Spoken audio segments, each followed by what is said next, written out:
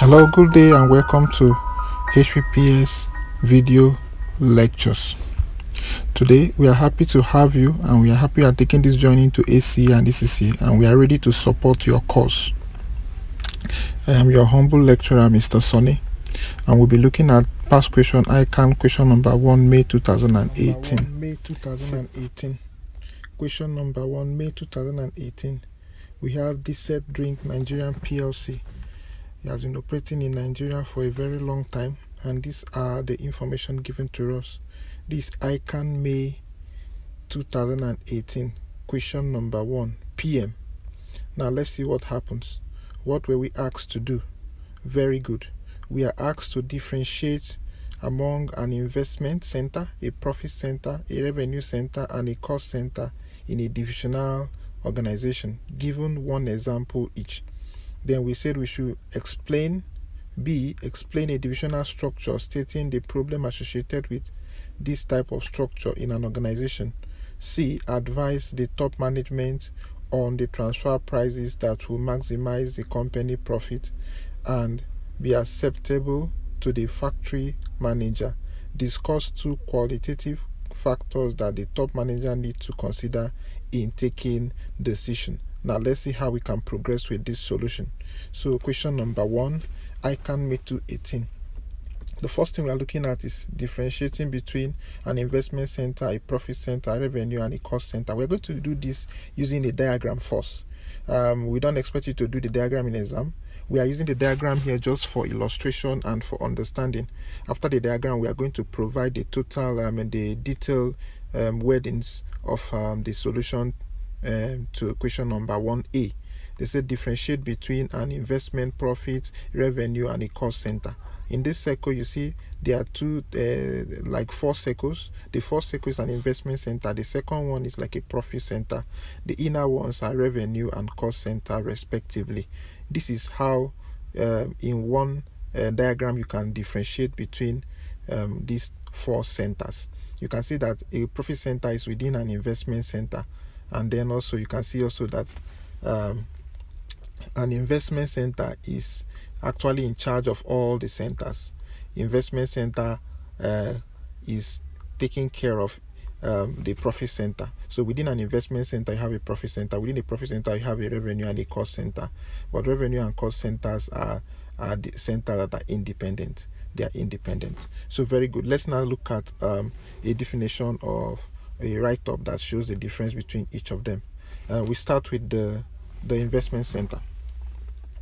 Well, an investment center, as you can see from the diagram, this is a division within the organization. It's a division within the organization where you can see that profit is measured. The managers are in charge of everything. They also buy assets. So we say this is a division within an organization or a group where managers are given the responsibility to both cost and revenue management. You see, they are given that responsibility for cost and revenue management, and they have the power to purchase new assets. So investment center managers have the power to purchase new assets, and they ensure returns on investment. So they also ensure that there is return on investment. Their performance is measured in an investment center. So investment center performance is measured using a return on investment or residual income. So residual income and return on investment is measured in an investment center. An investment center is made up of a couple of profit center. So you can see that an investment center is made up of 2 or more, profit center. Yeah, and then that's why you see the difference. So an investment center is bigger than a profit center. Now let's look at the profit center. What exactly is a profit? Remember, we said that a profit center is a subunit of the investment center.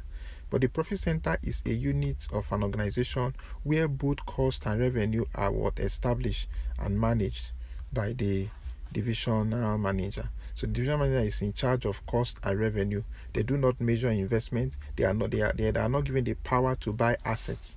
So a profit center manager is not given the power to buy assets. So a profit center manager has no power to purchase assets or measure returns on investment. His concern is to ensure profit by managing the revenue and the cost centers. So an investment center is made up of 2 or more revenue and cost centers, and a profit center is a subunit of an investment center.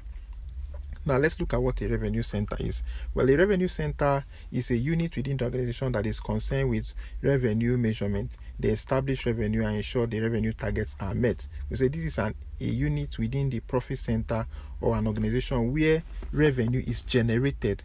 Cost is not measured in this center. In the revenue center, revenue is generated and revenue is managed. The center manager major duty is to ensure revenue targets are met. So the revenue center manager is accountable to meeting revenue targets. Cost center. Well, the cost center is like a work group, or it's like a work group or a unit within the organization or within a profit center where costs are identified, established, and managed.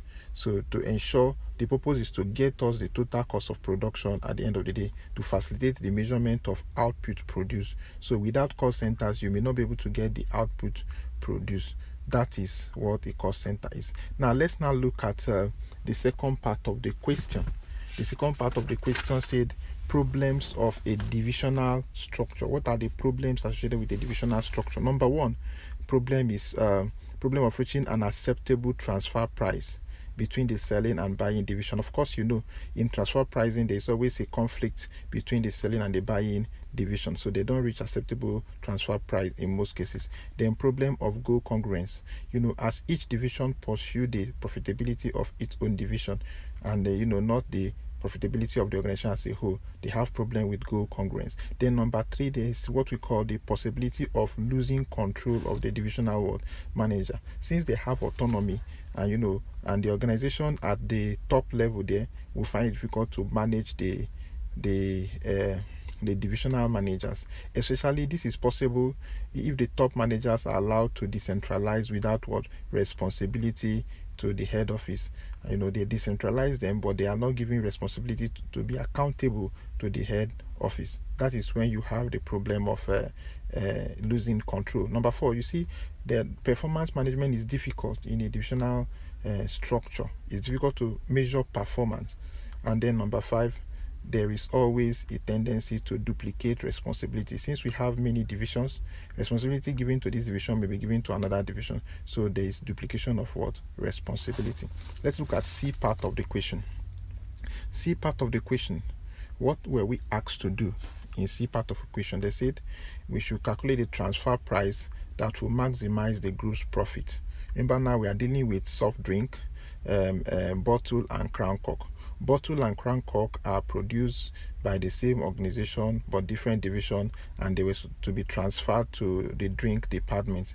These are their selling price. You can see for the selling price for soft drink is 100 naira because it's an external sales. We have started the solution. Then the transfer price for each of them at variable cost is 3 naira and 30 kobo each. So total transfer price and sales will be 100, 3 naira and 30 kobo each. Then we bring in transfer price cost for bottle. It is the variable cost of 3. Then for crown cork is 0.3. Then the variable cost now, which is 18 naira, but we are going to less the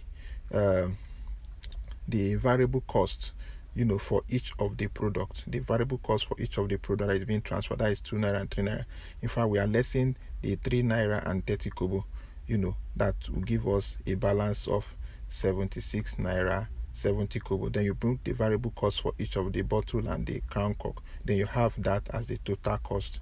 Then the profit for each part for the drink is 20 and then 0. Remember that when you transfer at variable cost or marginal cost, they will make 0 profit if there is no fixed cost. If transfers are made at marginal cost, the company as a whole will make a profit of 20 naira, and that profit will be coming only from the drink division and not from the soft drink division and not from the crown cork and the bottle. But let's see, if bottle and crown cork transfer at market price, what happens? If bottle and crown cork transfer at market price, you have soft drink, bottle, crown cork, and then the total, which represents the group. Then you bring in the selling price. It will be 105 and 0.5. The transfer price for bottle now will be 5 naira, which is its market price, and for Crown Cork is 0.5. So their total values, income will be 105, 0.5. Then you bring in their transfer price. The transfer price now will be 5.5, adding Crown Cork and bottle, 5 plus 5.5. Then you bring in the variable cost, which will still be the same thing, 76.7. Then 33 naira and 3 kobo for bottle and Crown Cork. You now see that each of them will have a total cost of 82.2, 3 and 0.3. So you now less total cost from the selling price. You have 17.82 and 0.2. So you see that if the bottle and the Crown Cork decide to sell their product at market price, they will make a profit. They will be making a profit, and the bottle will make a profit of 2 naira, while the Crown Cork will be making a profit of 20 kobo. Now then this division will make this profit, and the group as a whole will